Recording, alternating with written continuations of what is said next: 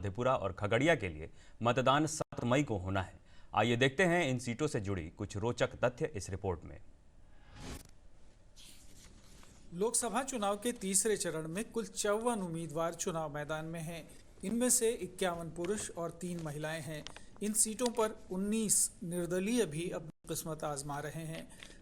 समाज पार्टी ने सभी 5 सीटों पर अपने उम्मीदवार उतारे हैं, जबकि एनडीए गठबंधन के घटक दलों में से जदयू ने 3, भारतीय जनता पार्टी ने 1 और लोक जनशक्ति पार्टी रामविलास ने 1 उम्मीदवार चुनाव मैदान में उतारा है। इंडी गठबंधन की ओर से राष्ट्रीय जनता दल ने 3 उम्मीदवार उतारे हैं, जबकि सीपीआई-एम ने 1 उम्मीदवार खड़ा किया है। इसके अलावा मुकेश सहनी की पार्टी वीआईपी ने भी 1 उम्मीदवार उतारा है। इस चरण में एक भी सुरक्षित सीट नहीं है।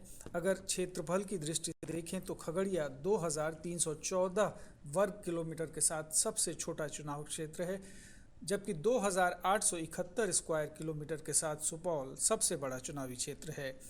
मतदाताओं की संख्या की दृष्टि से भी खगड़िया ही सबसे छोटा चुनावी क्षेत्र है, जहां 13,40,217 मतदाता हैं।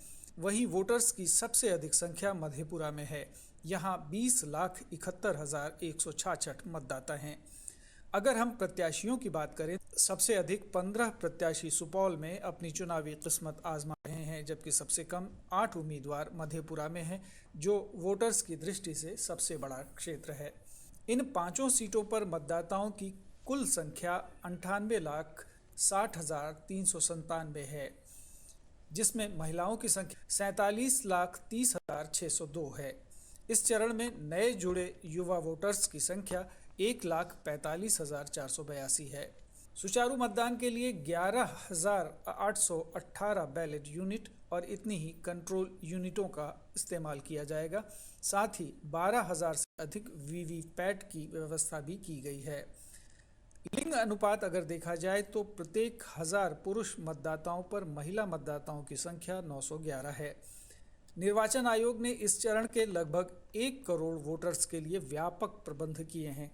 सबसे अधिक 2047 मतदान केंद्र मधेपुरा में, जबकि सबसे कम 1865 मतदान केंद्र खगड़िया में बनाए गए हैं। मतदान के दिन 5039 केंद्रों से वेबकास्टिंग की व्यवस्था भी की गई है। इन केंद्रों पर जन सुविधाओं का भी विशेष ध्यान रखा गया है। साफ पीने का पानी, चिकित्सा किट और शेड्स का इंतजाम तो है ही, साथ ही दिव्यांगों के लिए भी विशेष व्यवस्था की गई है। ब्यूरो रिपोर्ट, दूरदर्शन समाचार, पटना।